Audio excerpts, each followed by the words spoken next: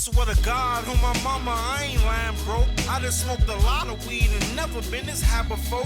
You might think I'm sleepy when you see me cause my eyes are slow, but no, I'm wide awake. I just been smoking on the finest. What up, everybody? Man, welcome to another episode of the Empromptu Podcast. Man, we jumping right in it. This guy I'm finna try to call. Hopefully he pick up. If he don't pick up, I do got to back up. But he usually answer whenever I call him. Man, this is one of my good friends, man. He used to be in Chicago. I don't even want to talk about it.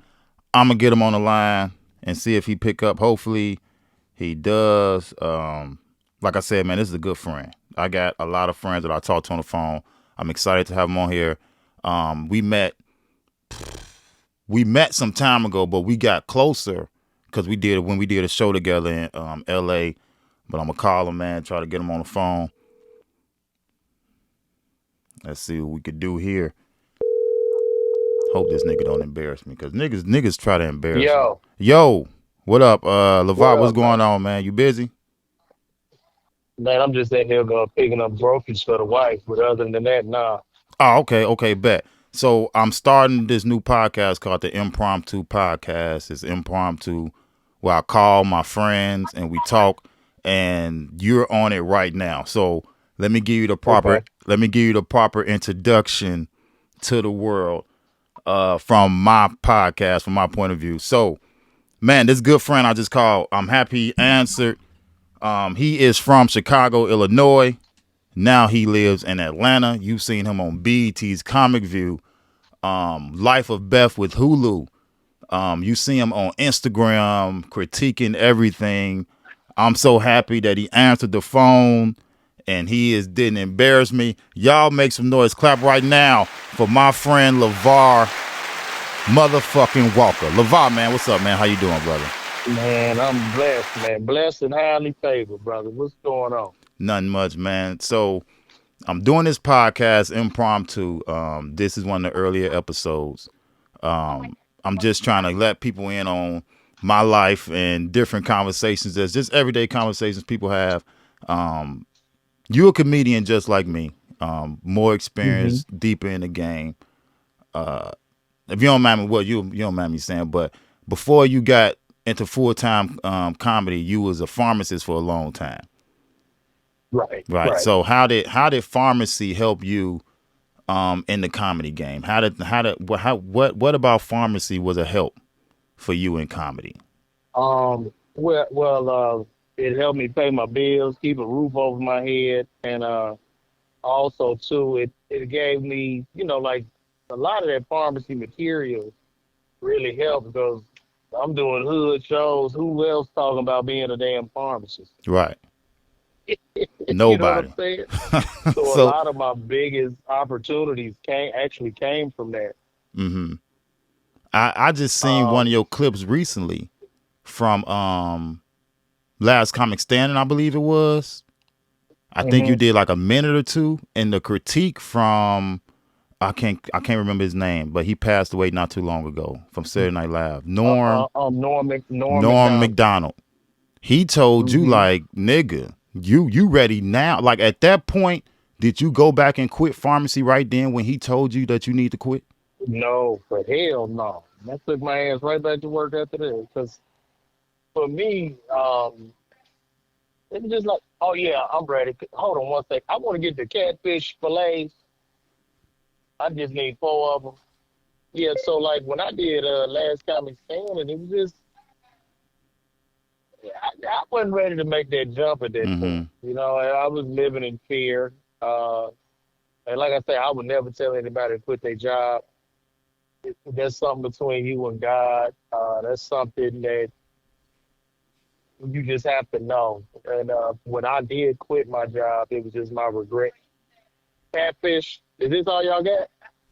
You gotta be kidding me. This is really impromptu, people. I told my this wife, nigga is ordering fish on air. Like, this is impromptu. I muted. He can't hear me, but this is crazy. What are those? Oh, that mercy. Give me 4 of them Cajun catfish fillets. Yeah. But that's what's gonna be dope about this podcast. That's all y'all got. That's what's gonna be dope about this.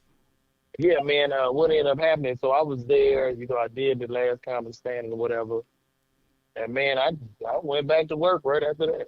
Man. Um, it was a great experience Mm-hmm. because I just wasn't ready. You know what I mean? At that point, I wasn't ready.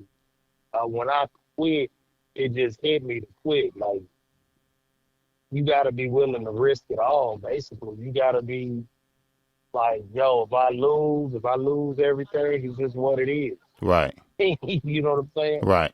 And I Right. mean, thank God, that didn't happen, but it can and does happen for a lot of people. So it's just something, man. It's really like a spiritual, like almost a spiritual journey. Man. Mm-hmm. No, that's it.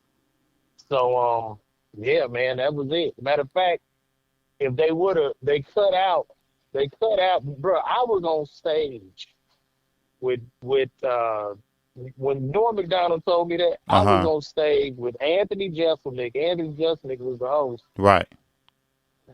and I'm telling Norm, well, are y'all gonna let me win? You gonna give me a deal? I can quit.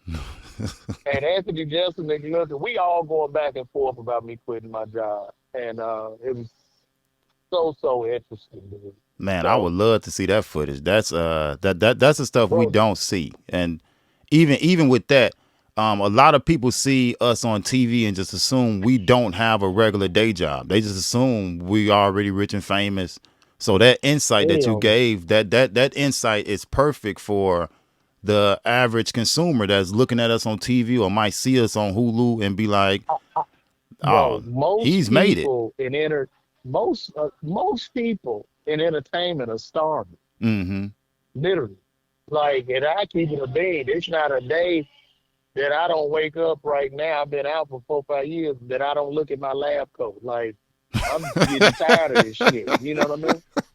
So most of these people are starving. It's what it is, man. I mean, people lie. They don't. They're not honest. And now you're gonna have to be more honest because we know who's selling tickets and who's not, Mm-hmm. We especially as see it. comedians. We see it. And we know you ain't Like I selling tickets because the ones that selling tickets turn their camera around so you can see that they selling tickets.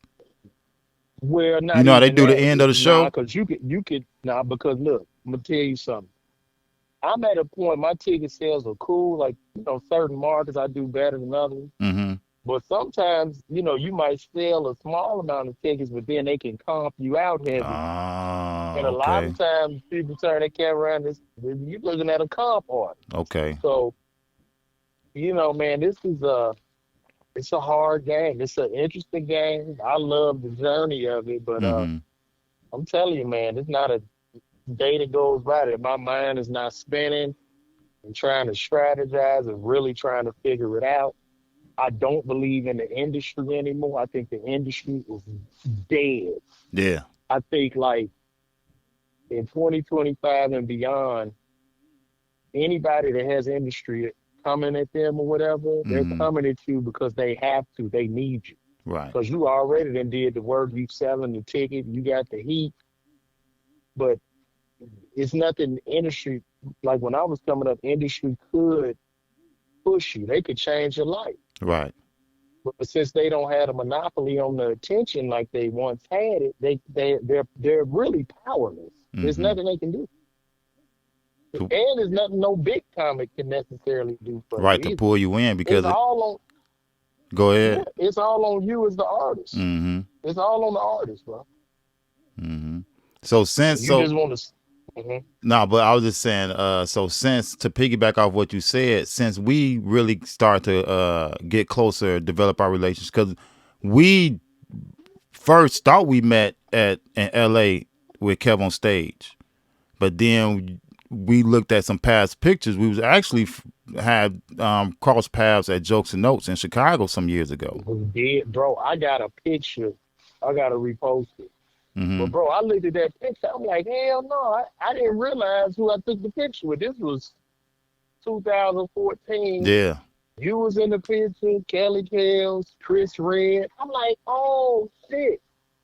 I've been knowing everybody. I can't even think what we was doing out there. I just know, but it probably didn't register because I had locks at the time and I had cut my hair by the next time you seen me.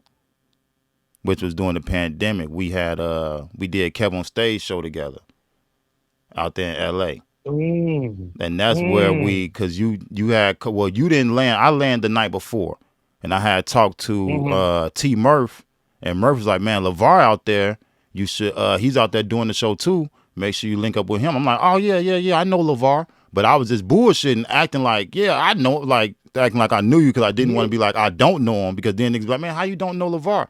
So, but I'm like, nah, I know him. But then the next morning, you called me at like 6 o'clock in the morning, like, man, let's go get some breakfast. I'm like, nigga, why are you up so early? One, why are you up at 6 o'clock in the morning? Me, I'm a continental breakfast type of person. So I don't go outside the hotel to buy breakfast. But you was adamant. You like, nah, man, it's a nice breakfast spot up the street. And we walked up the street, and you bought me like it was like a breakfast burrito that they made right there in front of us. I don't know if you have been there before, if this is your LA spot, but you walked up like this is something that you regularly do. Like you wake up at 6 o'clock in the morning in LA and be like, yeah, I'm going to go get breakfast at this breakfast burrito. Man, when I go to a city, I just yell what's close to me, and I look at the reviews and I go there. Okay, that's all. Yeah. So how would you say the comedy game has changed just in the last 5 or 6 years? Oh my God! I mean, you don't need talent. Being funny is a novelty. It doesn't matter how funny you are. It's changed more into you being a better marketer and business person. That's what it's turned into. Straight up. You know what I mean? Like we do spot, and the way I was coming up back in the day, man, we just beats. You just got to be a dog on stage, and somebody hear about you, and you get opportunities from that. Those days, I believe, are over with. Oh yeah, they definitely gone. I think I just think it's done. You know what I mean? And then I think comedy has always been unjust. And that was said in the Patrice O'Neal documentary, because Patrice, funniest guy in the world, never really got his due. When he was alive. Yeah. This guy was amazing. You know what I mean? But that's comedy in a nutshell. And now with the internet, which is not a bad thing, but with all the noise and attention everywhere, you can't really have a curator of comedy. It's just like, it's just out there. You know what I'm saying? Right. Did you ever get a chance to work with Patrice O'Neal? Or did you know him? Never met him. Never met him, dog. Okay. Never met him. Me never neither. met him. Didn't really get into him until, unfortunately, after he had passed. And that's just what it was, man. You know who put me on Patrice O'Neal, and this was even before he passed, he was calling him one of the best comics that he had ever heard or seen, was Vincent Bryant. Vincent Bryant used to love Patrice O'Neal. Yeah, Patrice was cold. And then Andrew Schultz, he speaks highly of Patrice. He says that is his number one guy. So, and sometimes I wonder too, like, I think to myself, man, if Patrice was alive, bro, could you imagine his podcast? Oh yeah, he would be. He would have the biggest podcast. Yeah. His podcast would be crazy, because not just that, he didn't hold back what he said. So I can only imagine the shit he'd be saying now on his podcast, especially like with the Cat Williams and all that. But you mentioned Andrew Schultz. Did you tap into any of his interview on with Shannon Sharp? Yeah, I checked him out. Okay. What did you think about that? Because Shannon Sharp is getting a lot of backlash for that interview.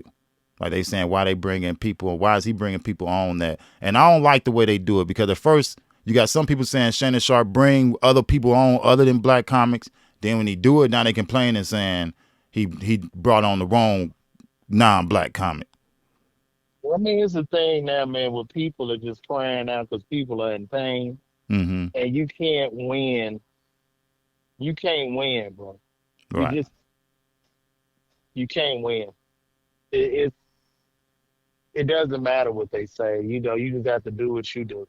Mm-hmm. Like it don't matter who he bring on. He brought on all black people. Black people, man. Well, you got him on there gossiping. It's not like he's like come on here to gossip or talk about each other. That's just what they do. He's Right. sitting back, Right. allowing people to talk. And then he gets the blame, and the only reason he's getting the blame is because he's getting the numbers and the attention. And with him getting the numbers and the attention, it's like, well, if I talk about it, I get the attention. So it's Mm-hmm. almost like lighting the match. You see it, you know what I mean? You know how you light a match in a room? Mm-hmm. One match is lit, and then that match can light other matches. Yeah. That's all it Yeah. is. Yeah. It's the same thing. You see a flame, you want a piece of the flame. That's all. Everybody's just so outraged because you get attention from being outraged. Mm-hmm. A lot of times, if I have a viral video, if I have a video go viral, you know, people fly into the comments. They're flying into the comments because I did 1,000 videos. They're Right. flying in the comments because this video is getting a lot of attention. And when you say something under this video, you're going to get attention too. Oh, Mm-hmm. yes, that's what it is. So, All right, let yeah. let's spin the block a little bit. Let's see what's your opinion on this viral news about the metal that's being found in Girl Scout cookies. I'm a big Girl Scout cookie eater. I can eat the fuck out of them peanut butter sandwich cookies. How does the metal in the girl, does that affect your purchase of Girl Scout cookies going forward? Because I know you was an avid supporter for Girl Scouts Oh, before your bro, I've been eating Thin Mints all my life. I love a Thin Mint. Um, but you know what's interesting? I haven't had a Girl Scout cookie in a minute. Like I get a lot of texts. You know, nowadays people are sending you texts. You know, back in the day, you know, our parents used to have to go to work and the people right, assign that right, little right. You gotta order them document. through right through Them that days that over. that book that Everybody, book sheet you get. everybody texts you. I might get 10 texts. I done bought the double good popcorn. I done probably spent $1,000 on double good popcorn. They have a monopoly now. And that's So the worst popcorn ever. I come hate on. double good Well, popcorn. Being from Chicago, double what good popcorn is not pop. That's not gourmet popcorn. yeah, bro. I Well, got a like, what box you of gonna double do? good sitting in my house. Right, it just came in the mail. You brought up double. I got a box of double good popcorn sitting in my house right now that my wife bought, and I will never, ever eat that popcorn. I like my popcorn to leave grease. They Chicago mix don't leave the greasy cheese on your fingers like like the popcorn I'm used to getting up here. It don't happen. So you still big on what's the name popcorn? Garrett. Garrett's, yeah. Garrett's. It's another spot on 119th and Western called Let's Get Poppin'. I'm just big on greasy popcorn. I smoke weed and want to eat something good. I want to eat some Because good Garrett's got popcorn. 2 commercials. Uh, I think if you go to the if you go to one of the commercial Garrett's, you know it's a Garrett's on 87th, right next to the Nike outlet. Man, we got one in Atlanta. Do you? Yeah. Have you had it? Yeah, it was cool. I mean, See, once I'm it not. leaves Chicago, then that means it's commercial. Like I would never eat Harold's in L.A. I wouldn't eat no They got a Harold's. Harold's in They LA. got a Harold's chicken in L.A. I would never eat there. They got one in Atlanta. They got about 3 in Atlanta. Is it? See, I wouldn't even try it because if it's not good, I'm gonna be in that snapping like y'all need to take it back to Chicago. This ain't real. So I'd rather stay away. But, but I'm gonna be honest, bro. When I came home, man, Harold's wasn't hitting. Harold's was not hitting, bro. Like what I grew up to, bro. But It wasn't hitting, bro. but Like I was like, man, I was sad. with all due respect, Lavar, you make a little money now. So last time you was here, I was like, yeah, where you staying? He was like, at the Ritz Carlton on Michigan. Nah, The Harold's you had was off Michigan Street. no, it was not, boy. You I eating at went the and got my wrong Harold's right. Harold's. That is not true. I got that Harold's right on 87th, my boy. I was right on 87th and State. I remember I seen you. I was like, It wasn't slapping. It wasn't it. You probably forgot how to order it. You've been gone so No, long. bro, listen. This is the problem I have. Real talk. I got my mild sauce. Mm-hmm. The chicken wasn't drowning in the mild sauce, bro. They put it to Oh the side now. I'm like, what the fuck? no, Like the some. only thing supposed to be drying there, that little piece of bread. I don't know what they doing, bro. But And you then it know looked like they they was because like now being they selfish with the because sauce. they want to charge you more. Because I went to a Harold's and they wanted to charge me more to put the sauce on the chicken for me. They was like, yes, $1.25 to put the sauce on the chicken for you, or we can just give you these 2 little small cups of sauce. I was like, man, I need you to go ahead and pay that $1.25. I went on ahead and paid the $1.25. Put that sauce all over. So All they flooded you with the sauce. they flooded me with the sauce for the extra $1.25. And then, dog, the mild sauce don't even taste the same no more, bro. See, now It done got different. you're getting too technical. Bro, that I mild, can't recall 90s that mild mild sauce from sauce, 2000 mild sauce. bro, that mild sauce, bro, listen, man.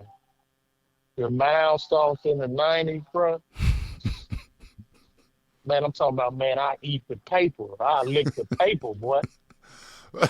You Did know you? what Are I'm you one of the saying? ones that used to ball up the little piece of paper that come up underneath the chicken, ball it up and chew all the sauce out of it, and then spit it out? I ain't do that. I had But some I nasty would people get used to do down. that. I ain't do all that. But yeah, bro, I don't know what it happened, but I mean, and then we went to Giordano's downtown. It was Hmm cool. Now, is the It was pizza different, man. selection in Atlanta anything like Chicago? No, ain't nothing fucking with Chicago pizza. Is I there mean, it's pizza? Of course, cool. there's pizza in Atlanta, but is it what is there? Do they have any local pizza spots that you be like, yeah, that's a good pizza, Um, or is everything they had this commercial? Is it little only one Papa spot John's? around my. No, they had this one little small joint around my crib. I went to that. That's pretty good. Mm, There's nothing. Yeah, they got I, the best pizza. Probably a little hole in the wall spot that you never heard of. okay, just like the chicken up here in Chicago. The best chicken ain't Harold's or Sharks. It's probably a little hole in the wall that's around the corner, sitting off the corner of the way. Like I had a home of the hoagie the other day, and I've been going. Well, I went to home of the hoagie in November when my kids started band, and I swear I've been going to home of the hoagie every week since then.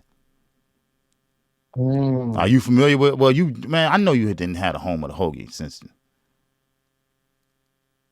I ain't had home of the hole. Ah, nigga. Next I time had you, some Maxwell's when I came home. nah, man, you gotta go to home of the hoagie. Get you a steak, sweet, spicy, mixed. It's the best hoagie you ever have in your life.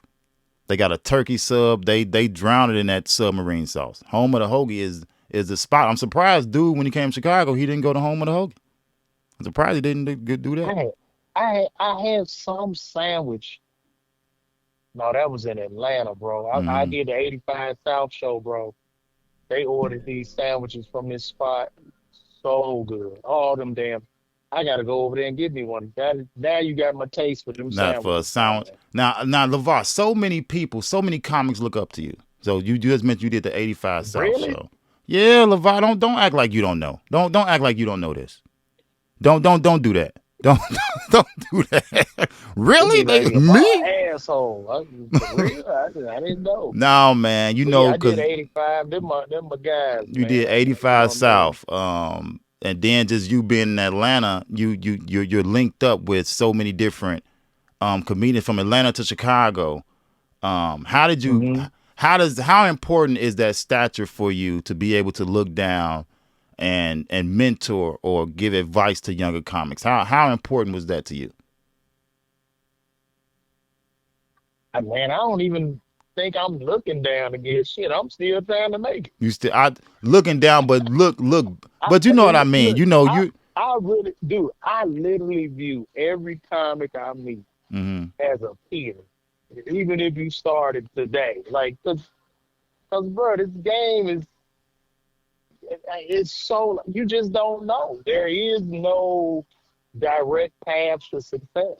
So I hmm just try to treat people with respect and show love, man. I don't, you know what I'm saying? Like, and I try to give whatever game I can, but I don't even think a lot of the knowledge that I have applies to today. Like Okay. it's like I'm a dinosaur, bro. Like the game is so different now.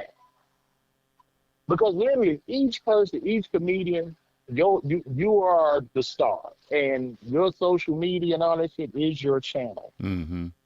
And you have to build that channel up, and you gotta build up the channel, you gotta go out and get on stage, it's a lot, bro. I think Mm-hmm. it's a lot. I would say too in today's times, it's harder. It's harder to be a comedian. I think it's a little harder, bro. Because you got it's so much to compete with as far as You competing with a lot. you competing with a lot because and then people don't want to go out unless don't nobody want to come out and see you unless you got 1 million followers on Instagram. Don't That's nobody want to real. come and see you unless you got 1 million followers. But Joe, one thing I say about your Instagram, when I look at your videos, you got an audience. You are able to communicate with everybody. Your videos, the when you hashtag call me, I can't wait to see them because I am like, nigga, I'm finna call you. Those are the best videos. Those some of the best videos on Instagram. What inspired that realm of content for you? What took you there? Necessity. Necessity. Necessity. I can honestly say I do them, but I don't necessarily want to, my brother. Mm-hmm. It's just the work you have to put in because it's like all I want to do is perform.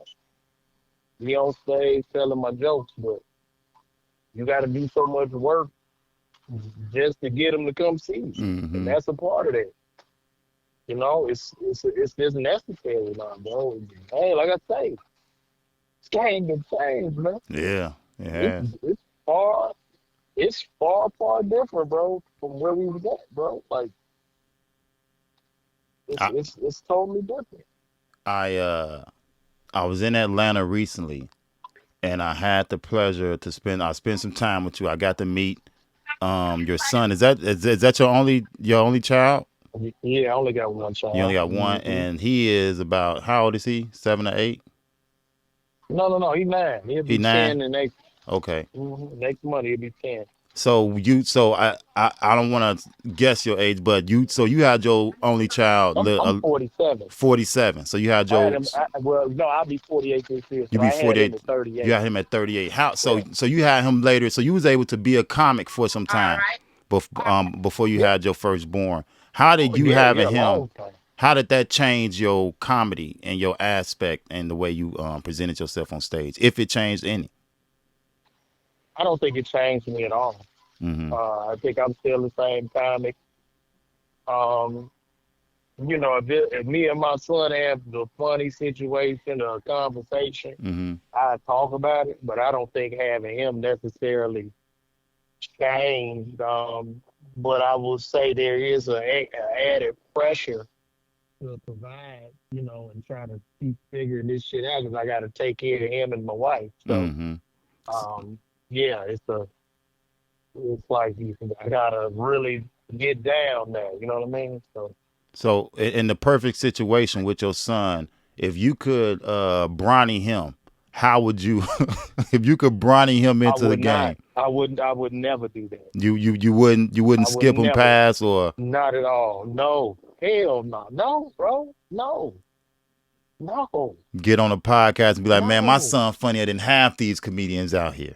No, bro. I would never do that to him. I wouldn't even want to put that target and that pressure on my son. Mm. No. That shit ain't good. So And for with people to think that that's the right way, I feel sorry. Like they try to compare nepotism. Nepotism is like if I have a business, I own a big business. I'm putting my son in as CEO. You know what hmm I mean? That's nepotism.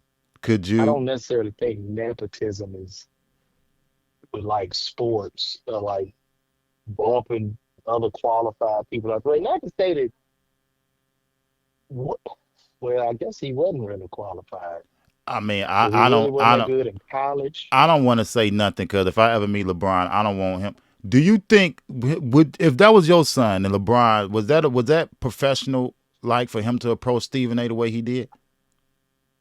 No, no, no, dog. It was weak. Hmm. It was weak. You want to use that rage and focus that rage on the court. Mm-hmm. Like that's what Michael Jordan would have done. Yeah. And it kind of like that perfect picture we got of LeBron of him never being angry. It kind of tarnished that. Yeah, Because we ain't never really yeah. seen LeBron angry or say nothing backlash. We ain't never seen it until that one moment where he approached Stephen A. Smith. And then Stephen A. handled it like a player. He came on the next day and said, man, I wasn't, you did this to your son, not me. No, no, no. He said, no, now this is what Stephen A. did. Stephen A., when he responded, he seemed to have cowered. Like he was talking in a whisper. That wasn't a basketball player that approached me. That was a father. It was a father. Like he was shook. He was shook. That man was shook, bro. The man was shook. And then he go on the podcast looking like Nino Brown, and he turns up. So I'm like, bro, don't do this, broski. Like this ain't the way. You know what I'm saying?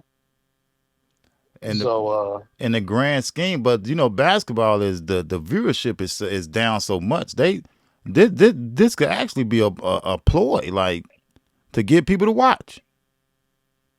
Because ain't nobody bro, watching the it's NBA. Ain't nobody watching the NBA like they used to. because it's not competitive. Mm-hmm. Everybody want to be the bros. Nobody, just want to stand on something, bro. Mm-hmm. That's the problem with the league. Who's standing on something? Too many friends. When Mike ain't had no friends during the basketball season. You didn't see him shaking hands Hell with people. no. You didn't see like back then. That's what I liked about basketball back then. Them niggas didn't shake hands with each other on the court before the game started. It was good luck, nigga. We finna ball out. If Mike was shaking your hand, he was trying to be nice to you so he could kill you on the court. Mm-hmm. Because he did that to Charles Barkley. He bought him some earrings and shit. And they laughing. He like softened him up, bro. They kicked his ass in 6. Killed him. So I mean, this league is just it's trash to me, bro. I can't. I mean, these guys are talented, but they just don't have they just seem spoiled. They seem, and I get it. Because if I'm in the league and I'm 19 and you done gave me 30 million before I tie my shoes up, Mm-hmm. it's going to be difficult to go to practice, man. Extremely. What? You got unlimited options on Instagram with the women. Like, what? Hey, bro, I'm not going to practice, bro. Especially when I know my coach is only making $1 million and you just gave me 30 million. Come on, man. I'm not finna listen to this guy. Do y'all got some agave syrup? This nigga is. I'm sorry. How you doing? Y'all, I'm so sorry. No. This is the impromptu. This is the impromptu. This is what it's about. The podcast. Agave. I don't think y'all got no. What's happening, bro? This nigga walk around. Hello? Yeah, I'm here. I just, when you do that, I mute and talk to the people and tell them that this is what the impromptu podcast is all about. No, you should leave that in there. You think I'm not going to leave that in there? That is definitely in there. That develops because I'm out, like right now to the people, I'm out. My wife has sent me the list. Mm-hmm. And I like to make sure I get everything on the list before returning home. Is it anything worse than having the list and you try to call your wife to ask about something and she don't answer the phone? That is the worst in the world, bro. I get so pissed because you blowing them up, like, because you don't want to hear nothing when you get back and you ain't got the right thing. So, yeah, I'm out here now and they don't have no agave. Wait, is that it? Agave? You're not talking about alligator syrup, are you? No, agave syrup. I guess this is it. Okay. I didn't want her getting mad. She got mad at me up there. The lady you asked about it first. Yeah, she like, you can say hi. She wants Man, you I'm to. sorry. And I hate them. What's up, Queen? Because she probably had to throw you in. She probably a good morning Oh, I queen want to type get person. on one more thing. Yeah, probably. I do not like them people. Hey, I got a buddy who work. He do like t-shirt and he won't respond. Like I be like, hey man, I need 25 t-shirts. I need 25 t-shirts by tomorrow, and he won't respond until I say good morning, King. I swear. Oh yeah, that's it. Uh, bro, you lying to me? I I'll get promise you. another T-shirt, man. I would say his name, but he's my friend, and I don't want to put him out there like that. But I got 5% left. I've reached my time with you. I don't want to hold you up. I know you're getting this stuff with your wife. So let everybody know like what's the biggest advice you can give not a starting comic, but a comic that's stuck, or not even just a comedian. What's the advice you can give somebody that feel like they spinning their wheels and they not moving, that they just running in mud? Don't take no advice and figure it out. That's That'd be the best advice. Don't the take best no advice. advice. Don't take Figure it out, nothing from nobody. and know that nothing matters. There's no with this. There's no linear route to success at all. It does not exist. Just try anything. Try as much as you can. Don't be scared to fail. Shit, or a bomb or whatever. Or look corny. Right. Don't That'd be the matter. biggest thing. People be worried about looking corny. Once I stop caring about looking corny or looking like or looking scared of what people's gonna think, I swear I got funny as hell. I Yeah, got bro. funny Like, as hell. it don't matter. I don't want to be cool, nigga. I want to be with a boy. Shit, you I 20 don't. years. Yep. I stop corny as hell, but I got a Thank nice you. car and all the Jordans I want. I'm intentionally trying to be more corny. I think I'm gonna push the needle on it. Push the corny needle. Push the corny needle, bro. So, But man, I appreciate you, man. Thank you so much for answering the phone. now, Everybody, when does this air? I don't know. I'm gonna push out the first seat. You supposed to. These are the type of questions you're supposed to ask after I cue you out. Like we still on, and I'm not gonna edit Oh, this. you have to leave all this in All there. this is staying in there, but you just asked me like when did this air? Look, you not getting paid. If that was the next question. I don't got no money, man. That's why I'm calling. That's why I call people, so you don't have to. You don't got to get no hope. That's why I'm calling you. I'm gonna put your picture up. It's gonna be a picture of you right here, and that's it. I love it. I love it. It's gonna go crazy. It's Too, gonna bro. go crazy, You man. doing your thing, man. Appreciate you, How's man. your night doing at the Laugh Factory? Oh man, it's going great, man. Every first Sunday we at the Laugh Factory. I gotta get you back up there, and Yeah. I gotta get you back. Matter of fact, we gotta talk about that. We You gotta been talk about selling? that. You been selling out? Well, it's the summer month, so it's picking up now. I think last month for this April, for March, I had 115 people there.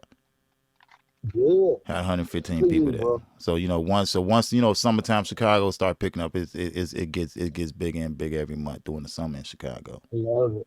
I Bigger love it, and man. bigger. But yeah, when I come home, man, I'm gonna get up with you, bro. But keep going, man. Keep killing it, bro. Man, you too, man. You too, man. Everybody, Lavar Walker, clap it up for him one last time, man. Thanks, Lavar, man. Appreciate you, bro. All right, bro. All right, man.